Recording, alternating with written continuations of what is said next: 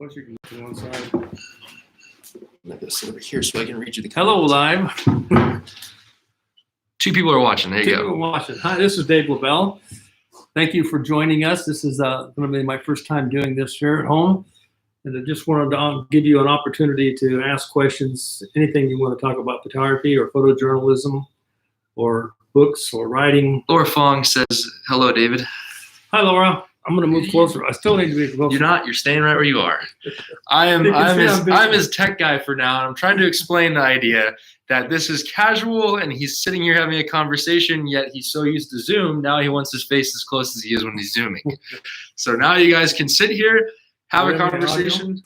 They can hear you. Yes. Yeah. Well, it's not Zoom, so they don't see you. You don't see them. Good. You're just communicating to a screen. And they are over here commenting. Hi, Laura. There you go. Hi, Laura. So there you go. That's pretty good.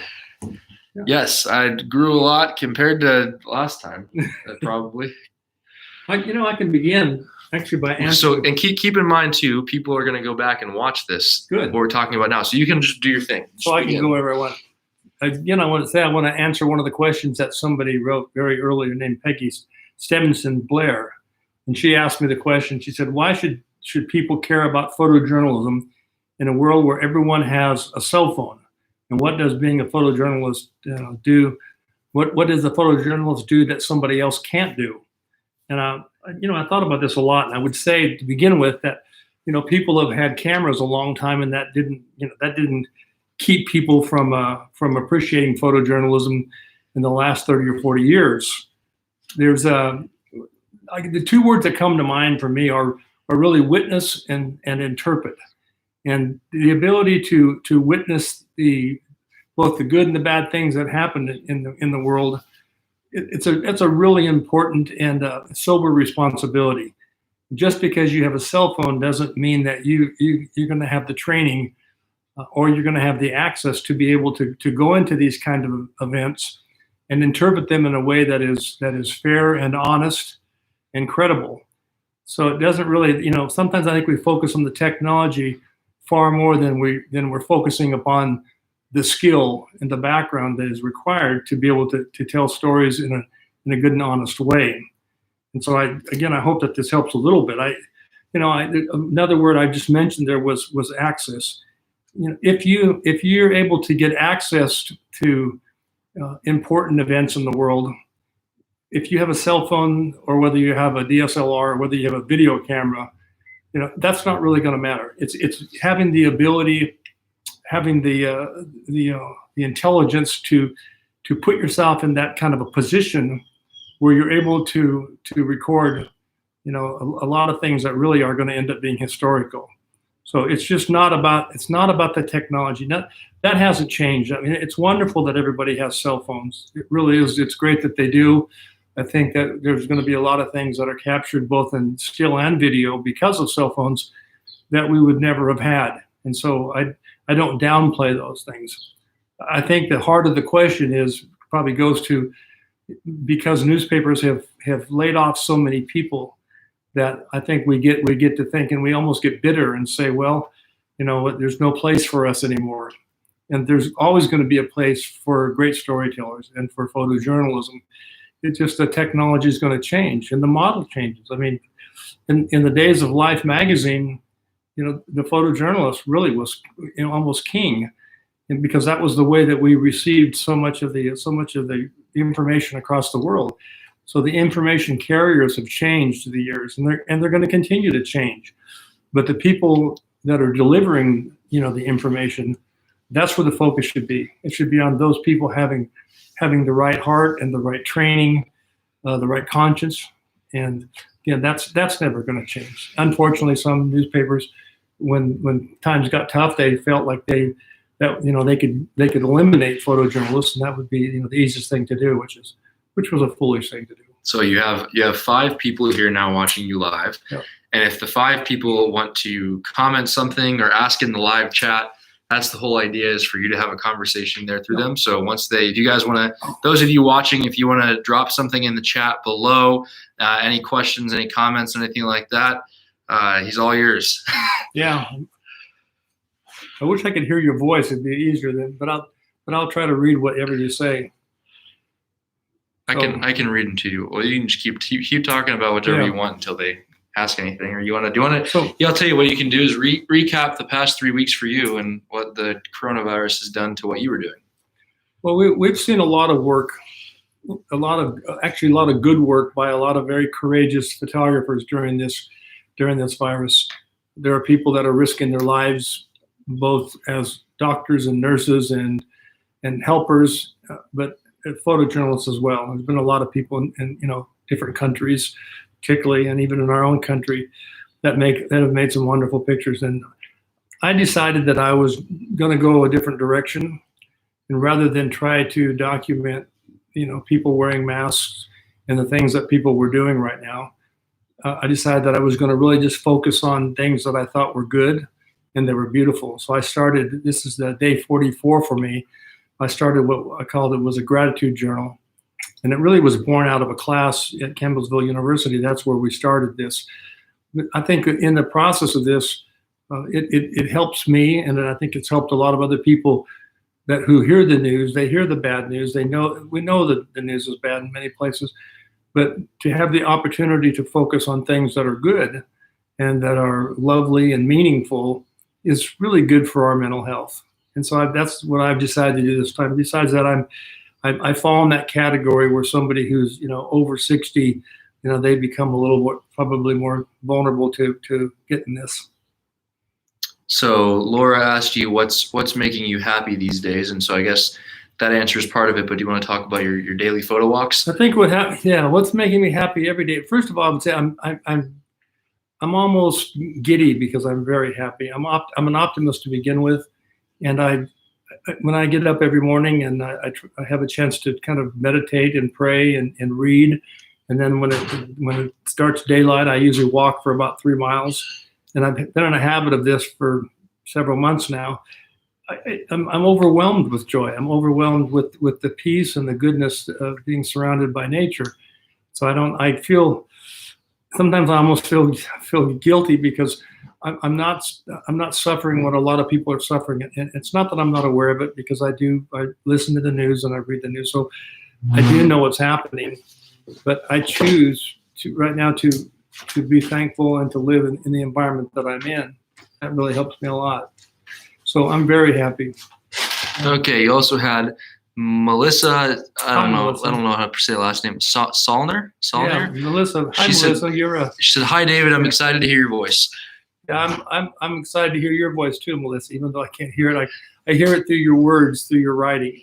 For those that don't know Melissa, she's a wonderful author. And a new friend of mine. I met her in Alaska about, I think, 4, 5, 6 months ago, and I've been following her ever since. And just what an incredible talent, not only with writing, but as a pianist, as a writer. So I'm thankful that she's following me. I'd like to hear her voice as well. So now you got 8 people here live, and the 8 people, whoever's joining and hasn't heard already, ask questions in the live chat, ask comments, ask anything you want, and you'll get an answer. Do you want to explain a little bit of what you were doing before the coronavirus happened? Yeah, I proposed a class to Campbellsville University in Kentucky, probably 4 or 5 months ago, 6 months ago. We wanted to use photography and faith, basically. So we started 2 classes. One was called Faith in Photography, and the other one it was called Phototherapy, but it was really therapeutic photography. The design of these classes was to be able to use the camera, to use photography for people to look outside themselves a little bit and not just focus upon their own issues and their own problems, and to celebrate the things in our world that were good. I built a class on Philippians 4, basically, and that was that if we would put things that were lovely and good and wonderful in our head, it will help us to cope with the things that are not so wonderful sometimes in our lives. The class was going great. I loved it. We just in-person classes. I think about in the second week was when the virus really shut everything down, and we had to go online. And so it was a different experience to be using Zoom and using online techniques. I'm still thankful for that. I'm glad we were able to do that. was able to really connect with a lot of young people. So I hope that we take that concept and we continue developing those classes, because I believe there's a lot of good in them, and there's a lot of need for that kind of a thing. I've spent about 20 years teaching at different universities, and I always felt a little bit shackled when it comes to speaking about my faith. And so, not that I didn't feel like that was a place where one should be speaking about the faith necessarily, but I also felt like there was times that I wanted to be more open about that. I wanted to celebrate God. I wanted to tell people that the things that I believe and why I believe them. And Campbellsville allowed me to do that, which was a tremendous opportunity. And I hope that we continue it. So do you want to tell people here who are waiting on questions, do you want to tell them about what maybe your post-coronavirus plans are, what your aspirations are moving forward? First of all, I'm sitting there thinking, Tucker's got a good voice, and he's going to be a good interviewer here. It's kind of interesting, the change of roles here in our lives. Well, there's going to be a change in my life. I think we have to change in our lives. I mean, Ecclesiastes tells us that for everything there's a season, there's a time, there's a purpose. And right now, it's time in my life to make another adjustment, and that adjustment is certainly not so much in newspapers or magazines or journalism as much. But I'm ready to take a step and go forward and do more. I'm going to almost say personal work, more biblical interpretive things. So we are planning on starting a GoFundMe here in the next couple of months, where I want to be able to really focus. I really want to focus on photography and faith, and that's what I want the rest of my life to really be dedicated to. And I love what I've done. I love newspapers. I love teaching, but it's time for this. It's overdue. Hi, Melissa. Let me see what else you said. You extract emotions from the observer of your photographs. I can do that with written words, but not so much photography. You just have a different language and different experience, Melissa. And that is that, I've said many times, photography was my first language. It was my first voice. When I was 16, 17, 18 years old, the things that I felt, I wasn't able to express them with words. And I certainly couldn't express them orally. I was rather shy that way. In time, I learned to be able to use a camera to express the things that I saw that I thought were important, to express the way that the things that I felt and the way that I saw the world. And then after, when I gained confidence with the camera, then I was able to kind of eventually build confidence orally, and confidence in writing. And so I don't think I'm a great writer. I don't think I'm a great speaker. I don't think I'm a great photographer, but I have learned to be pretty good at all three. I'm able to communicate in all three, with all three of these venues. So I would say, the more you practice with a camera, Melissa, the better able you're going to be to communicate with a camera.